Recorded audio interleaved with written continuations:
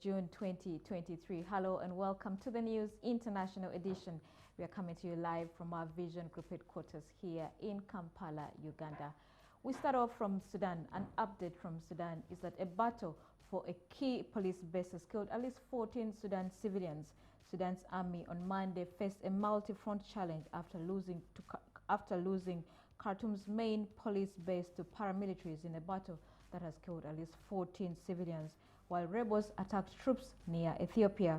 The paramilitary rapid support forces fighting Sudan's regular army since mid-April announced that late Sunday a victory in the battle for the police headquarters of the Central Reserve Police.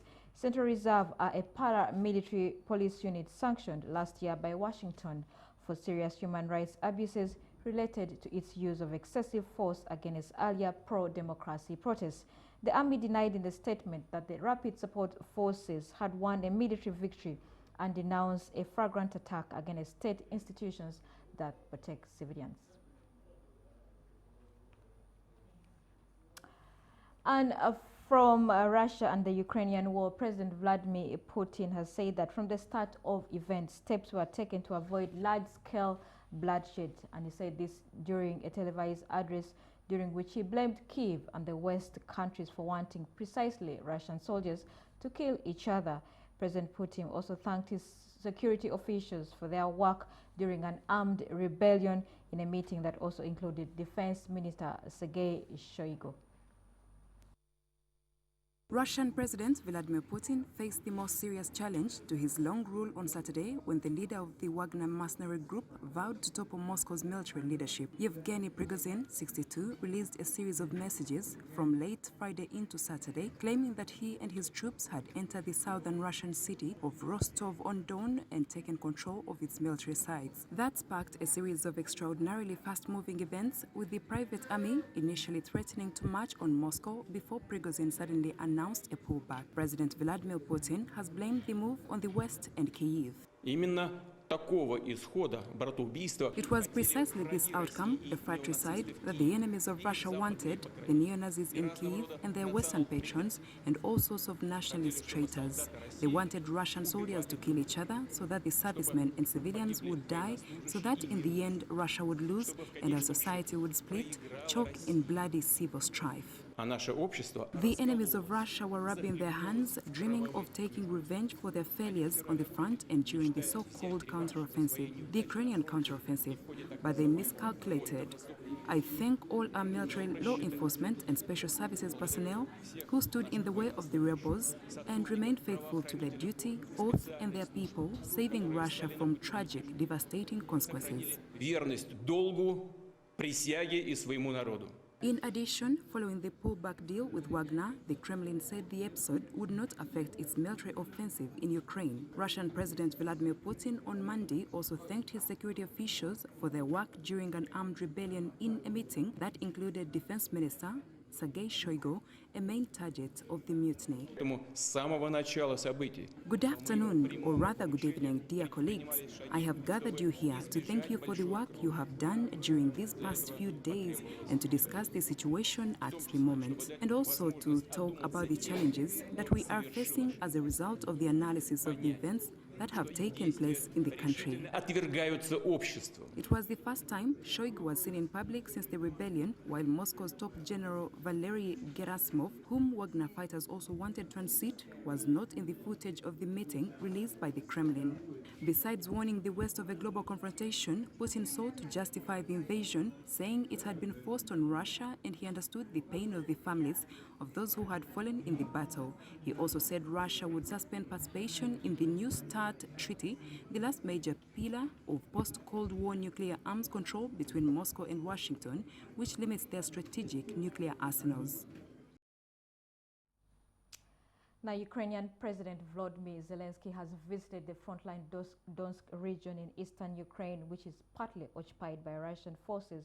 Images show him visiting military units involved in heavy fighting around the city of Bakhmut and handing out awards to soldiers. He's also seen meeting with soldiers at a motorway service station.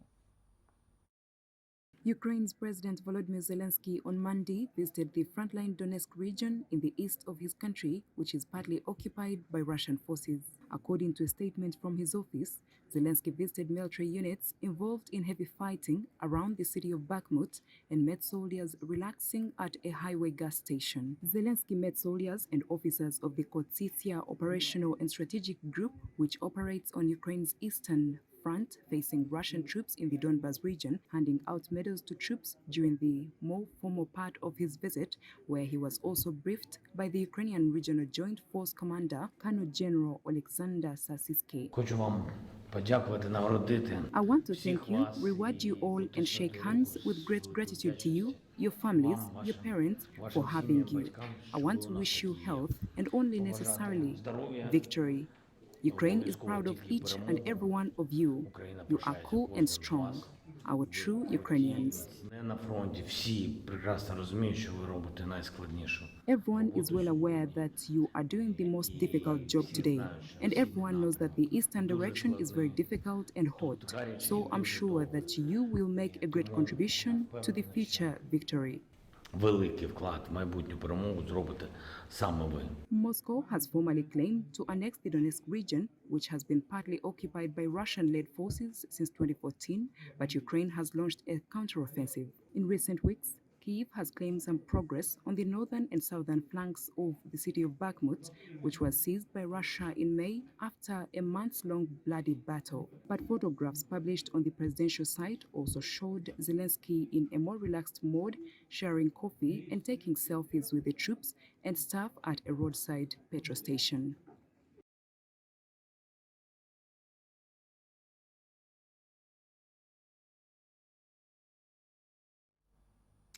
Still from Ukraine, Ukrainian soldiers and municipal workers cleared up debris and carried out repairs after a residential area on the outskirts of the town of Drukiva was struck overnight. The strikes severed water and sewage pipes, while the force of the blast shattered windows and threw up stones that hit yards and roofs. According to the Donetsk Regional Police, there were 3 strikes on Donkiv by S-300 missiles. Here are reactions of some residents.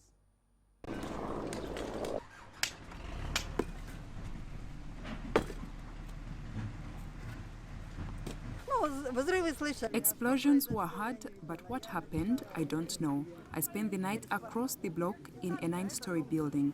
This is my daughter's house. They were evacuated. No one spent the night here. No harm done. I live alone. I have not slept yet. I did not sleep all night, and now I need to calm down. But I don't know how. I don't know what to do.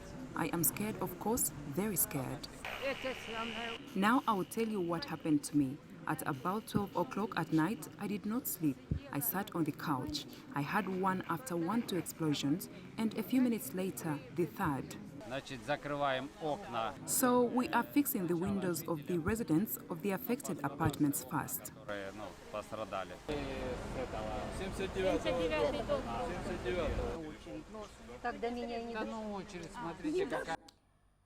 I need to know who killed my mom. Now, these are the words of Ibrahim Conte in front of a morgue in Freetown the day after Nance Mahamo Dumbwa Conte was killed at Sierra Leone's main opposition party's headquarters.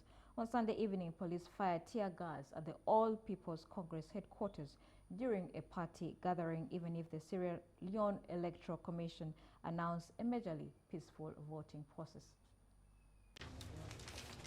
Sierra Leone's President Julius Maada Bio looked on course for re-election on Monday after the Electoral Commission said he had a clear lead with 60% of the votes counted. Bio had garnered 55.86% of ballots cast, more than the 55% required for victory after Saturday's first round of voting. But this wasn't without cost, where the opposition had run-ins with the police that resulted in the shooting of Ibrahim Conte, son of Nas Mahawa Dumbuya.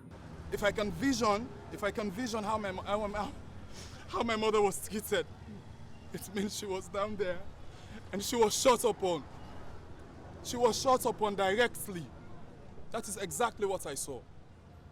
If you can go to the party office, you can see her blood stains. Conte says he wants justice. I'm expecting my president to come to my aid. I don't care Who is my president? He is the president of Sierra Leone. I don't care what his name, I don't care what his party, I don't care. I just want my president. The president of Sierra Leone to come to my aid. Please, release my mom. Let her go to rest. And we need justice. And we need justice. I need to know who killed my mom. Security forces on Sunday night violently dispersed opposition supporters at the headquarters of the APC party in Freetown, even though the election was largely peaceful and calm had returned by Monday. The incumbent's 1,067,666 votes put him well ahead of his main rival, Samura Kamara, who had 793,751 votes, or 41.53%, the commission said. Results were expected within 48 hours, said Election Commission Chief Mohamed Kenewi Kone. Some 3.4 million people were registered to vote in Saturday's election. 12 men and 1 woman stood for president, but BO's main challenger was Kamara of the All People's Congress, APC. Now let's go for a short break, but when we return, we go to Gabon for the presidential, legislative, and local elections. Please stay with us.